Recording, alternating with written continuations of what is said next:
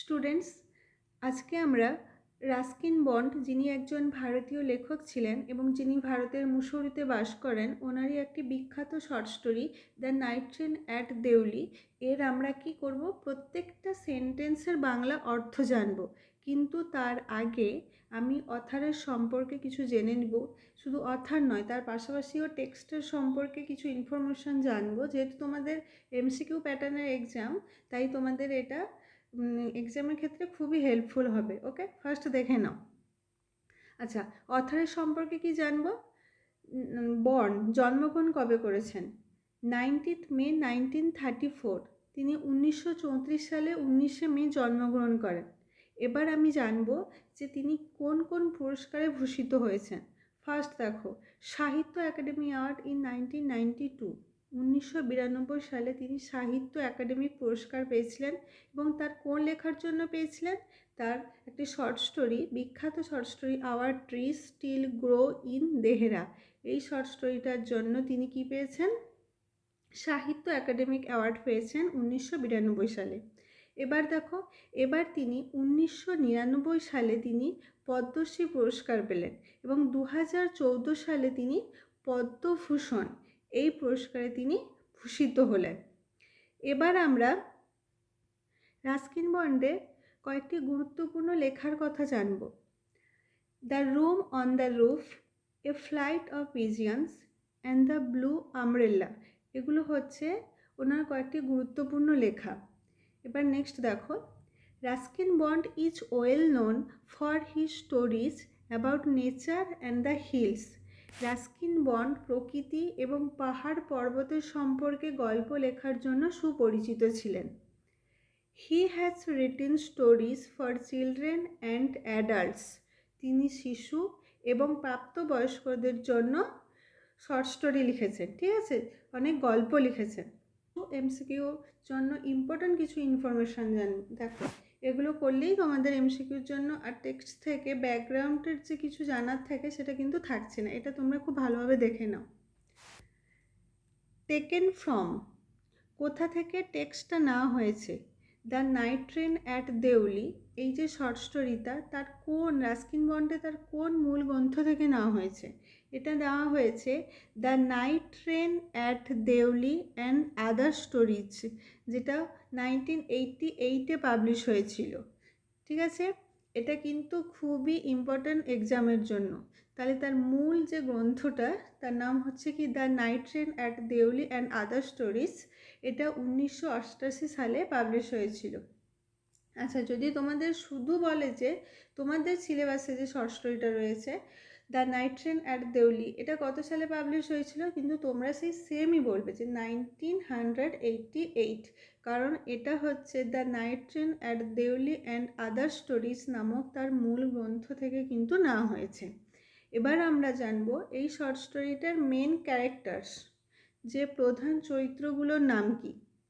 The author Ruskin Bond himself, author Ruskin Bond নিজে, and a basket vendor, এবং একজন ঝুড়ি বিক্রেতা।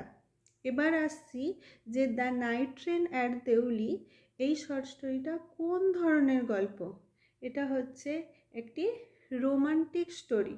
ওকে, এবার দেখো, থিম অফ দ্য স্টোরি, এই গল্পের বিষয়বস্তু কী? Adolescent infatuation presented with great sensitivity. না, অ্যাডোলেসেন্ট কথা অর্থ কি? কৈশোর।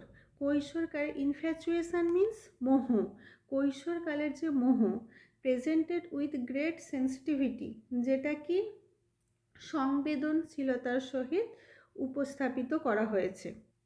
স্টুডেন্টস, এবার আমরা the night train at Deoli, Ruskin বন্ডের লেখা এই শর্ট স্টোরিটির আমরা লাইন বাই লাইন বাংলা অর্থ জানব। ফার্স্ট দেখো, খুব মন দিয়ে শুনবে। তোমরা যদি এই ক্লাসে খুব মন দিয়ে শোনো, তোমাদের কিন্তু এক্সট্রা করে আলাদাভাবে পড়ার কোনো দরকার নেই, কিন্তু আমি যেভাবে বলছি সেটা কিন্তু তোমরা খুবই মন দিয়ে শুনবে। ফার্স্ট দেখো, when I was at college.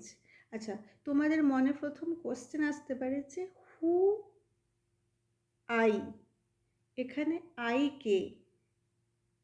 এখানে আই বলতে বলা হয়েছে দ্য ন্যারেটরকে, যিনি রাস্কিন বন্ড নিজে। তাহলে এখানে যদি তোমাদের এমসিকিউ আসে যে হু ইজ আই হেয়ার, তাহলে এখানে আই বলতে কাকে বোঝানো হয়েছে? এখানে এখানে হেয়ার আই বলতে এখানে তোমাদের রাস্কিন বন্ডকেই বোঝানো হয়েছে। Okay, when I was at college, যখন আমি কলেজে ছিলাম। এর অর্থ কি? যখন রাস্কিন বন্ড কলেজে পড়াশোনা করতেন, I used to spend my summer vacations in Dehra. আচ্ছা, আই ইউজ টু হচ্ছে একটি মোডাল, যে মোডাল ভার্বটা কোন ক্ষেত্রে ইউজ করা হয়? অতীতে কোনো ঘটনা রিপিটেডলি বারবার হতো, সেই অর্থে আমরা ইউজ টু এই মোডাল ভার্বটা ব্যবহার করি। আর এটা মনে রাখবে, ইউজ টু এই মোডাল ভার্বটা শুধুমাত্র পাস্ট টেন্সের ক্ষেত্রেই ব্যবহৃত হয়, প্রেজেন্ট টেন্সের ক্ষেত্রে কিন্তু ব্যবহৃত হয় না। I used to spend my summer vacations, আমি আমার গরমে ছুটি কাটাতাম কোথায়? দেহেরাতে। ওকে, এবার দেহেরাতে কার বাসস্থান এটা দেখো, at my grandmother's place, আমার ঠাকুমার জায়গায়। ঠিক আছে, তাহলে দেহেরাতে কে বাস করতো? দেহেরাতে রাস্কিন বন্ডের ঠাকুমা বাস করতেন। ওকে, আবার বলছি দেখো, when I was at college, যখন আমি কলেজে পড়তাম বা কলেজে ছিলাম, I used to spend my summer vacations, আমি আমার গরমের ছুটি কাটাতাম ইন দেহেরাতে, at my grandmother's place, আমার ঠাকুমার জায়গায়। ঠিক আছে, I would leave the plains early in May. আচ্ছা, প্লেন্স কথার অর্থ কি এটা আমি আগে জানবো। প্লেন্স কথার অর্থ হচ্ছে সমতল ভূমি। লিভ মানে তোমরা তো জানো, লিভ কথার অর্থ হচ্ছে ছাড়া বা ত্যাগ করা। I would leave the plains early in May. আচ্ছা, তিনি যেখানে বসবাস করতেন, প্লেন্স বলতে সেই অর্থে সেই সমতল ভূমির কথা বলা হয়েছে। I would leave the plains early in May, আমি মে মাসে সমতল ভূমি ছাড়তাম, মানে আমার থাকার জায়গাটা ছাড়তাম, অ্যান্ড রিটার্ন ইন জুলাই, এবং জুলাইতে ফিরে আসতাম। তাহলে লেখক যেখানে থাকতেন সেখান থেকে তিনি মে মাসের শুরু দিকে সেই জায়গাটা ছেড়ে কার কাছে আসতেন? তিনি তার গ্র্যান্ড মাদার যেখানে থাকতেন দেহেরাতে সেখানে আসতেন, এবং আবার তিনি তার জায়গায় কবে ফিরে যেতেন? জুলাই মাসে ফিরে যেতেন। এই যে মাসগুলোর নাম কিন্তু মনে রাখবে এমসিকিউর জন্য। এবার নেক্সট দেখো, Deoli was small station about 30 miles from Dehra. আচ্ছা, Deoli was small station, Deoli হচ্ছে একটা ছোট্ট station, about 30 miles from Dehra থেকে 30 মাইল আরও আগে, মানে তোমাকে দেহেরাতে আসতে হলে তারও 30 মাইল আগে তোমাদের দেউলি স্টেশনে নামতে হবে। ঠিক আছে, তাহলে যদি তোমাদের শর্ট কোয়েশ্চেন আসে দেউলি থেকে দেহেরার মধ্যে ডিস্টেন্সটা কত মাইলের, তাহলে আনসারটা কী হবে? 30 মাইলস। ওকে, এবার নেক্সট দেখো, it marked the beginning of the heavy jungles of the Indian Terai. আচ্ছা, টেরাই কথার অর্থ কি? তরাই অঞ্চল। ঠিক আছে, ইট মার্কড এটা চিহ্নিত করতো the beginning of the heavy জাঙ্গলস মানে প্রচুর জঙ্গলের কথা বা ঘন গভীর জঙ্গলের কথা বলা হয়েছে। তাহলে গভীর জঙ্গলের শুরু অফ দ্য ইন্ডিয়ান টেরাই, তাহলে ভারতীয় তরাই অঞ্চলের গভীর জঙ্গলের শুরুটা কে চিহ্নিত করতো? এই দেউলি স্টেশন, মানে এই দেউলি স্টেশন থেকেই ভারতের তরাই অঞ্চলের গভীর জঙ্গলটা শুরু হতো। ওকে স্টুডেন্টস, আশা করছি এতটা বুঝতে পেরেছ। এবার নেক্সট দেখো, the train would reach Deoli at about 5 in the morning। ট্রেনটি দেউলিতে কখন পৌঁছাতো? সকাল 5টার সময়। এটাও কিন্তু এমসিকিউর জন্য ইম্পর্টেন্ট। তাহলে সকাল 5টায় শুধু 5টা এইটা মনে রাখলে হবে না, সন্ধে না সকাল সেটা মনে রাখতে হবে। তাহলে সকাল 5টায় ট্রেনটি দেউলিতে পৌঁছাতো। When the station would be dimly lit with electric bulbs and oil lamps, and the jungle across the railway tracks would just be visible in the faint light of dawn. Okay, when যখন the station would be dimly lit. আচ্ছা, এখানে dimly কথার অর্থ কি? Dimly কথার অর্থ হচ্ছে অস্পষ্টভাবে। When the station would be dimly lit, যখন স্টেশন অস্পষ্টভাবে আলোকিত হতো। লিট কথার অর্থ হচ্ছে আলোকিত হওয়া, ঠিক আছে? তাহলে লিট হচ্ছে লাইটের পাস্ট পার্টিসিপল ফর্ম হিসেবে ইউজ হয়েছে, ঠিক আছে? তাহলে যখন স্টেশনটা খুবই অস্পষ্টভাবে আলোকিত হতো কিসের দ্বারা? উইথ ইলেকট্রিক বাল্ব মানে বৈদ্যুতিক আলো, অ্যান্ড অয়েল ল্যাম্পস কথা অর্থ কি? তেলের বাতি, ঠিক আছে? তাহলে যখন বৈদ্যুতিক আলো এবং তেলের বাতি দ্বারা স্টেশনটি অস্পষ্টভাবে আলোকিত হতো, অ্যান্ড দ্য জাঙ্গল এবং জঙ্গলটি অ্যাক্রস দ্য রেলওয়ে ট্র্যাক্স কথার অর্থ কি? পথ বা রাস্তা। যখন ওই রেলওয়ে ট্র্যাক্স মানে রেলওয়ের যে লাইনটা বা পথ, তার ধার বরাবর জঙ্গলটি উড জাস্ট বি ভিজিবল কথার অর্থ কি? ভিজিবল কথার অর্থ হচ্ছে দৃশ্যমান হওয়া। তাহলে উড জাস্ট বি ভিজিবল, কেবলমাত্র দেখা যেত in the ফেন্ট light of dawn. ফেন্ট কথার অর্থ কি? ফেন্ট কথার অর্থ হচ্ছে ক্ষীণ বা অস্পষ্ট। ফেন্ট লাইট অফ ডন, ডন কথার অর্থ কি? ভোর। ভোরের ক্ষীণ বা অস্পষ্ট আলোতে জঙ্গলটাকে দেখা যেত। জঙ্গলটা কোথায় ছিল? জঙ্গলটা ছিল তোমার রেল লাইন বা রেলপথের পাশাপাশি। তাহলে যখনই তুমি রেল লাইনে, নিশ্চয়ই তোমরা সবাই গেছো রেলে, ট্রেনে যাওয়ার সময় রেল লাইনের পাশে যে জঙ্গল, সেই জঙ্গলটি ভোরের বেলা হালকা আলোতে বা ক্ষীণ আলোতে দেখা যেত। আচ্ছা, এবার দেখো, Deoli had only one platform. দেউলিতে শুধুমাত্র একটা প্ল্যাটফর্ম ছিল। তাহলে দেউলিতে কটি প্ল্যাটফর্ম ছিল? দেউলি স্টেশন যেহেতু খুবই ছোট একটা স্টেশন, তাই তাতে একটি মাত্র প্ল্যাটফর্ম ছিল। আর কি ছিল? An office for the station, এবং স্টেশনের জন্য একটা অফিস বা দপ্তর, ফর দ্য স্টেশন মাস্টারের জন্য একটা অফিস বা দপ্তর, অ্যান্ড এ ওয়েটিং রুম, এবং একটা অপেক্ষা করার কক্ষ। The platform boasted a tea stall. এবার বোস্টেড কথার অর্থ কি? বোস্টেড কথার অর্থ হলো দম্ভ করা বা অহংকার করা। তাহলে বোস্টেড কথার অর্থ কি? দম্ভ করা বা অহংকার করা। যেহেতু তাতে একটি মাত্র দেউলি স্টেশনে একটি মাত্র প্ল্যাটফর্ম ছিল, তাতে এমন কিছু ছিল না, কিন্তু শুধুমাত্র প্ল্যাটফর্মটিকে কোনটা জাঁকজমক করত বা কোনটা তাকে অহংকারিত করত, সেটা হচ্ছে এ টি স্টল, একটি চায়ের দোকান, অ্যান্ড এ ফ্রুট ভেন্ডার, এবং একটি ফল বিক্রেতার দোকান, and a few stray dogs. Stray কথার অর্থ কি? যারা পথভ্রষ্ট কুকুর, মানে যারা এদিক সেদিক ঘুরে বেড়াচ্ছে যে কুকুরগুলো, তাদেরকে বলা হচ্ছে stray dogs. And a few stray dogs, এবং কয়েকটি পথভ্রষ্ট কুকুর। অ্যান্ড নট মাচ এলস, এর থেকে আরও বেশি কিছু নয়। বিকজ দ্য ট্রেন স্টপড দেয়ার, কারণ ট্রেনটি সেখানে দাঁড়ায়, অনলি বা থামে অনলি 10 মিনিটস, শুধুমাত্র 10 মিনিটের জন্য। এটাও এমসিকিউর জন্য ইম্পর্টেন্ট, মার্ক করবে। Before rushing on into the forest, জঙ্গলে খুব দ্রুত গতিতে ধাবিত হওয়ার জন্য। আচ্ছা, হ্রাস কথার অর্থ কি? হ্রাস কথার অর্থ হচ্ছে জোর গতিতে প্রবেশ করার অর্থে আমরা হ্রাস এই ইংলিশ ওয়ার্ডটি ইউজ করি। স্টুডেন্টস, তাহলে আশা করি তোমরা এতটা বুঝতে পেরেছো।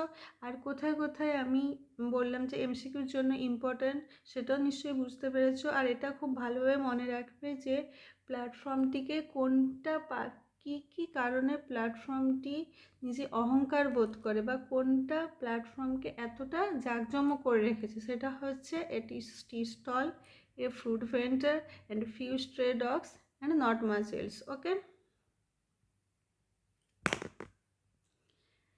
এবার দেখো, why it stopped at Deoli, কেন এটা দেউলিতে থামে? আই ডোন্ট নো, আমি জানি না।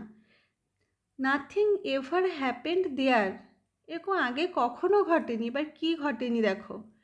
Nobody got off the train, train থেকে কেউ নামেনি, অ্যান্ড নোবডি গট ইন, এবং কেউ ট্রেনের মধ্যে প্রবেশ করেনি।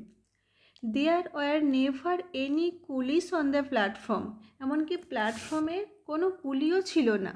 But the train would halt there a full 10 minutes, halt মানে কি থামা, কিন্তু ট্রেনটি ওখানে থামতো এ ফুল 10 মিনিটস, পুরো পুরো সম্পূর্ণ 10 minute. And then a bell would sound, তারপরে একটি ঘন্টা বাজতো।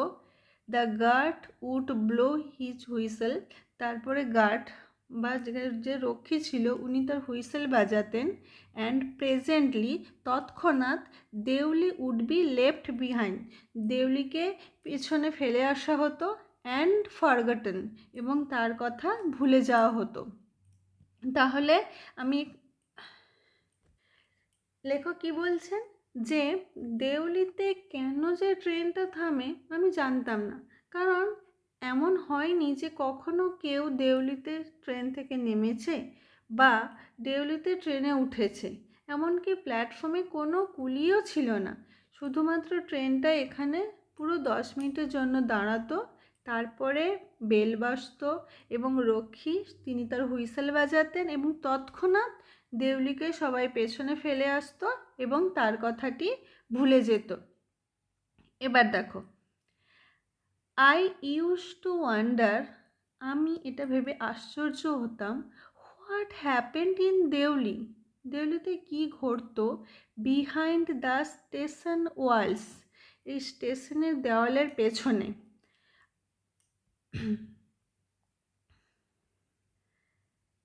I always felt sorry for that lonely little platform. আমি সর্বদা ফেল্ট সরি, দুঃখ অনুভব করতাম, for that lonely little platform, lonely কথা অর্থ কি একাকী, ওই একাকী ছোট প্ল্যাটফর্মটির জন্য। মানে লেখক তিনি কি করতেন, ওই যে ছোট দেউলের যে ছোট প্ল্যাটফর্ম, ওখানে তো একটাই প্ল্যাটফর্ম ছিল, তার জন্য তিনি দুঃখ অনুভব করতেন। অ্যান্ড ফর দ্য প্লেস, এবং জায়গাটির জন্য, that nobody wanted to visit, কেউই আসতে চাইতো না। অ্যান্ড আই ডিসাইডেড, এবং আমি সিদ্ধান্ত নিয়েছিলাম যে one day I would get off the train at Deoli, আমি দেউলিতে ট্রেন থেকে নামবো। অ্যান্ড স্পেন্ড কথা অর্থ কি, স্পেন্ড কথা অর্থ হচ্ছে অতিবাহিত করা বা কাটানো, স্পেন্ড দ্য ডে দেয়ার, এবং দিনটি সেখানে কাটাবো। Just to please the town, শুধুমাত্র এই শহরটিকে খুশি করার জন্য। প্লিজ কথা অর্থ কি, খুশি করা।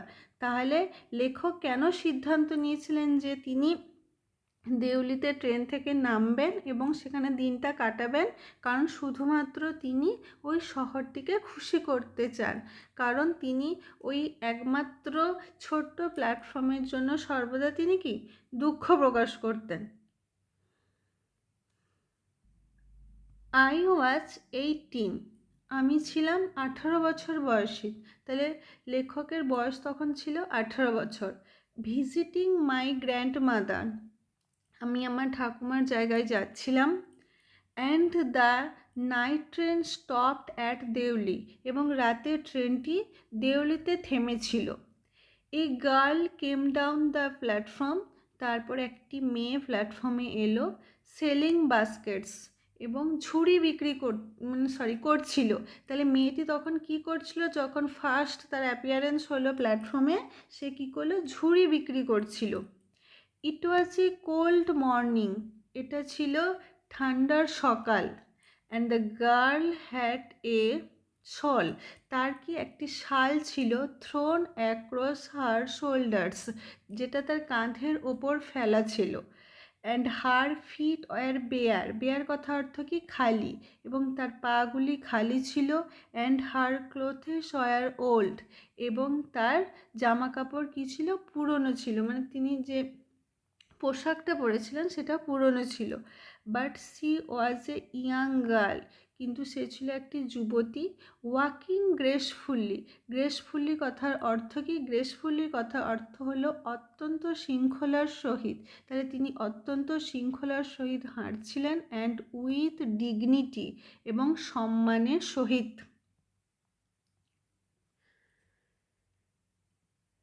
তাহলে আমরা এই স্ট্যান্জাটা থেকে কি জানলাম, যে এই দুটো স্ট্যান্জা থেকে আমরা জানলাম যে লেখকের বয়স ছিল 18 বছর যখন তিনি তার ঠাকুমার জায়গায় যাচ্ছিলেন এবং রাতের ট্রেনটি দেউলি স্টেশনে থেমেছিল এবং মেয়েটি প্ল্যাটফর্মে এলো, তখন সে ঝুড়ি বিক্রি করছিল এবং সেটা একটা ঠান্ডার সকাল ছিল এবং তার কাঁধের ওপর একটা শাল ফেলা ছিল এবং তার পা ছিল, শাল কথা অর্থ এখানে চাদর, সিম্পল চাদর বলবে, এবং তার পা ছিল খালি এবং তার যে শরীরে যে পোশাকটা পরেছিলেন সেটা ছিল পুরনো এবং সে একজন যুবতী মেয়ে ছিল এবং তিনি অনেক শৃঙ্খলার সহিত হাঁটছিলেন এবং সম্মানের সহিত।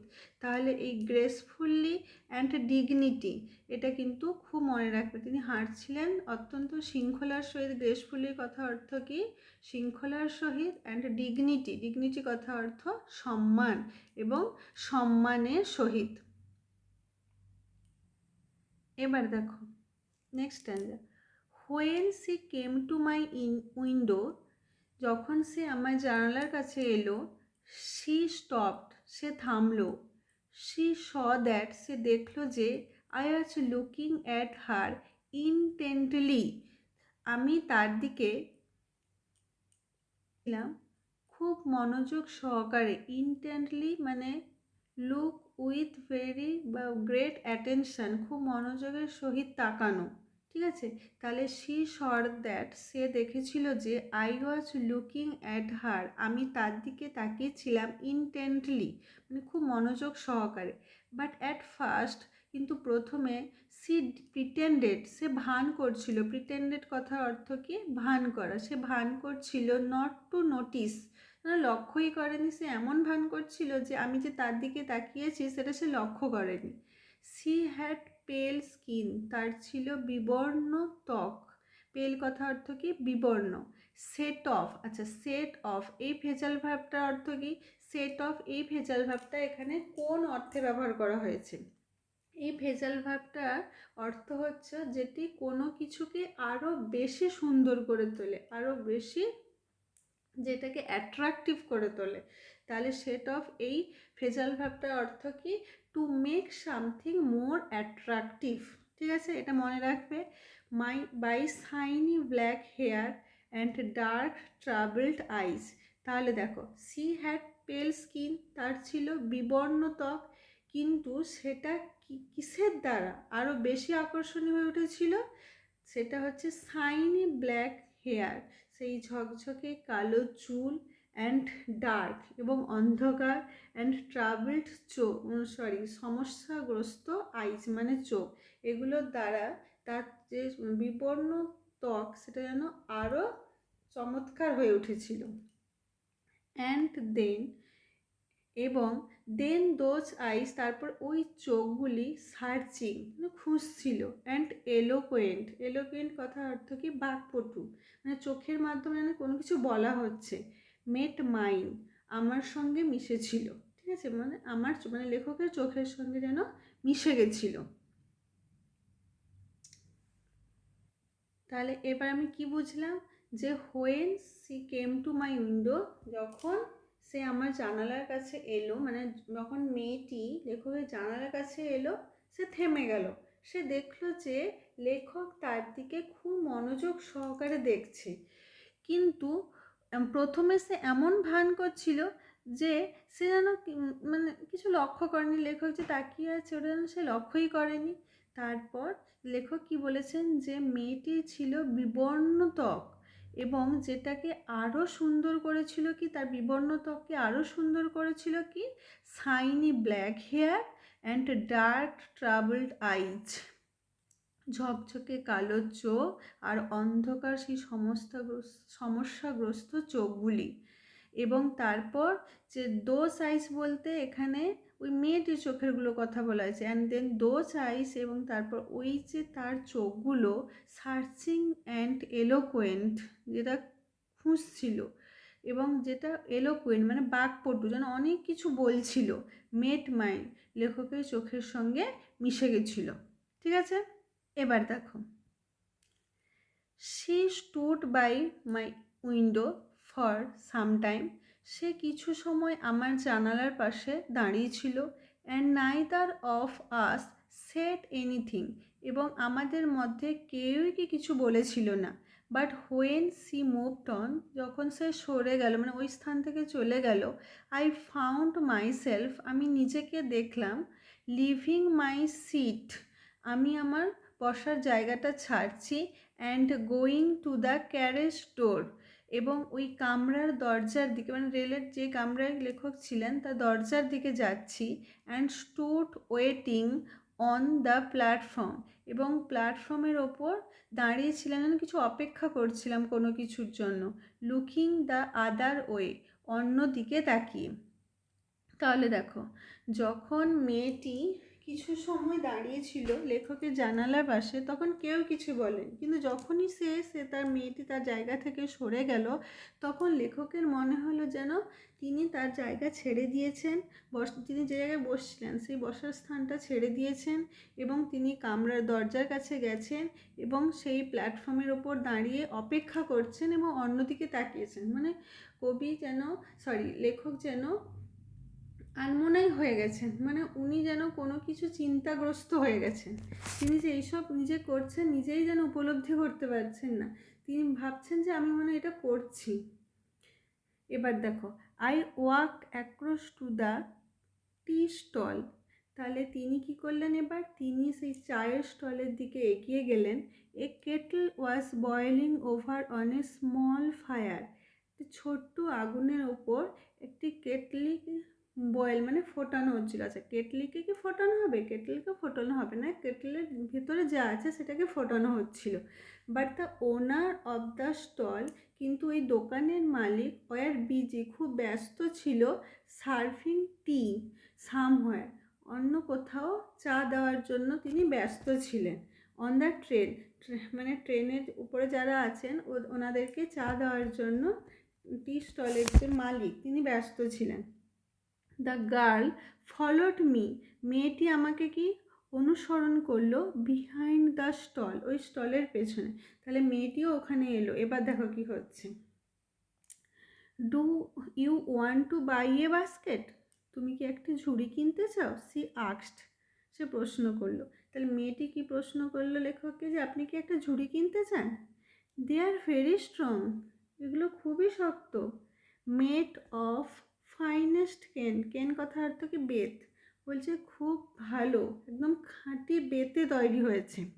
এবার লেখক কি বলছেন দেখো, নো না, আই সেড, আমি বললাম না, লেখক বললেন না, I don't want a basket, আমার একটি ঝুড়ির প্রয়োজন নেই, আমি একটি ঝুড়ি চাই না।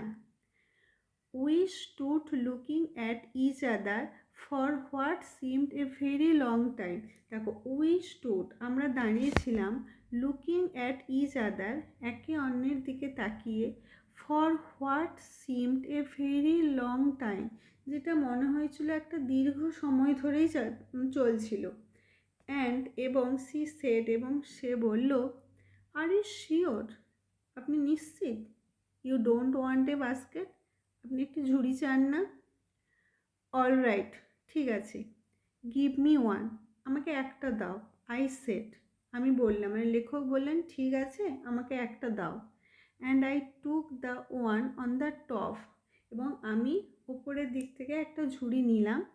And gave her A rupee, এবং তাকে 1 টাকা দিলাম। হার্ডলি ডিয়ারিং, হার্ডলি মানে খুব কষ্ট সহকারে, ডিয়ারিং মানে সাহস করলাম, টু টাচ হার ফিঙ্গার্স, তার আঙুল ছোঁয়ার জন্য। ওকে, তাহলে লেখক কি বলছেন, যে খুবই হার্ডলি মানে খুব কষ্ট সহকারে আমি সাহস করলাম তার আঙুলটা ছোঁয়ার, ঠিক আছে, কারণ ঝুড়িটা যেহেতু উনি নিতে চেয়েছিলেন তখন তাকে 1 টাকা যে তিনি দিয়েছিলেন তার জন্য তিনি যেন খুব কষ্ট সহকারে তিনি সাহস করছিলেন, মানে তিনি এতটা সাহস করতে পারছেন না তার আঙুলটা ছোঁয়ার। এবার দেখো, as she was about to speak, যখন সে কিছু বলতে যাচ্ছিল, the guard blew his whistle, তখন সেই রক্ষী তার বাঁশিটা বাজালো। সি সেড, সে বলল, সামথিং কিছু, but it was lost in the clanging of the bell and the hissing of the engine. এবার কি বুঝলাম, যে যখনই সে কিছু বলতে যাচ্ছিল তখন রক্ষী কি করেছিল, হুইসেল বাজালো। তাই সে যে যা কিছু বলেছিল সেটা হারিয়ে গেছিল কোথায়, সেটা হারিয়ে গেছিল সেই ঘণ্টার ধ্বনির ক্ল্যাঙ্গির কথা অর্থ কি, ঝনঝন শব্দ, ঝনঝন শব্দে and the hissing of the engine, এবং সেই যে ট্রেনের ইঞ্জিনের শব্দে সে যা বলেছিল সেটা যেন হারিয়ে গেছিলো, মানে শুনতে পাওয়া যায়নি। I had to run back to my compartment, আমাকে দৌড়ে যেতে হয়েছিল আমার কম্পার্টমেন্টে। আচ্ছা, হ্যাড টু কেন ব্যবহার করছে তিনি, মানে তিনি যেতে বাধ্য হয়েছিলেন। The carriage shuddered and jolted forward. আচ্ছা, আমরা এবার জানবো শাডার কথার অর্থ কি, শাডার কথার অর্থ, আর আর জানবো যে জল্টের কথার অর্থ। শাডার কথার অর্থ হচ্ছে কাঁপা বা কম্পিত হওয়া, আর জল্টেড কথার অর্থ হচ্ছে কি, যে কোনো কিছু নড়তে নড়তে এগিয়ে যাওয়া, মানে লোকে বলে না যে কাঁপতে কাঁপতে এগিয়ে যাওয়া, সেটাকে বলা হয়েছে জল। দ্য ক্যারেজ শাডার্ড, তারপর ক্যারেজ মানে এখানে যে ট্রেনের কামরার কথা বলা হয়েছে যেখানে লেখক ছিলেন, সেটা যেন কেঁপে উঠলো, অ্যান্ড জল্টেড ফরওয়ার্ড, এবং ঝাঁকুনি দিতে দিতে যেন সামনের দিকে এগিয়ে গেছিল। ওকে, এবার দেখো,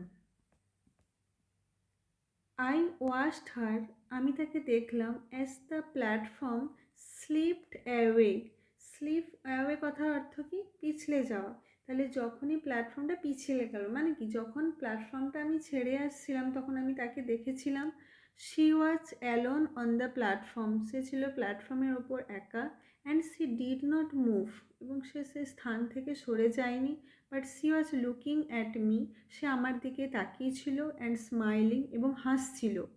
আই ওয়াচড হার, আমি তাকে দেখেছিলাম, until the signal box came in the way, যতক্ষণ না সেই সিগন্যাল বক্স আমাদের রাস্তার মাঝখানে চলে আসে ততক্ষণ আমি তাকে দেখেছিলাম। And then the jungle hit the station, যখন জঙ্গলটি এই স্টেশনটিকে কী করে রাখে, লুকিয়ে রাখে, ততক্ষণ আমি তার দিকে তাকিয়েছিলাম। যতক্ষণ না পর্যন্ত সিগন্যাল বক্স আমাদের মধ্যে এসেছিল, এবং যতক্ষণ না পর্যন্ত জঙ্গল স্টেশনটিকে লুকিয়ে রাখে, মানে জঙ্গলের জন্য স্টেশনটিকে যতক্ষণ না পর্যন্ত না দেখা যায় ততক্ষণ লেখক তার দিকে তাকিয়েছিলেন। But I could still see her standing there alone, কিন্তু আমি তাকে দেখেছিলাম তখনও কি সে সেখানে একা দাঁড়িয়েছিল।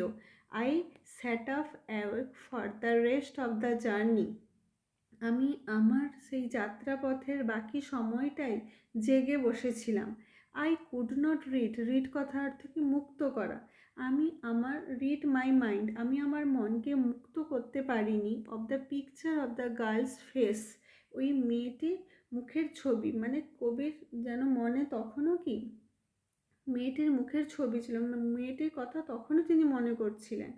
অ্যান্ড হার ডার্ক, এবং তার অন্ধকার স্মলডারিং আই, স্মলডারিং কথা অর্থ কি, ধিক ধিক, মানে যখন যেমন একটা আগুন জ্বলে, যেটা জ্বলছে কিন্তু যার কোনো শিখা থাকছে না, সেটাকে স্মলডারিং বলা হয়। তার সেই ধিক ধিক জ্বলা সেই চোখের। স্টুডেন্টস, আজকে এতটাই। থ্যাংক ইউ ভেরি মাচ আমার এই টেক্সটটা পড়ানো শোনার জন্য, এবং নেক্সট ভিডিওতে আমি টেক্সটের বাকি অংশটা আলোচনা করব। আর তোমাদের যদি আমার ক্লাসটা ভালো লেগে থাকে এবং এই টেক্সটের ওপর এমসিকিউ কোশ্চেন্স বা বাকি সব কিছু ইনফরমেশান পাওয়ার জন্য তোমরা প্লিজ আমার চ্যানেলটিকে সাবস্ক্রাইব করে দেবো। ওকে, থ্যাংক ইউ।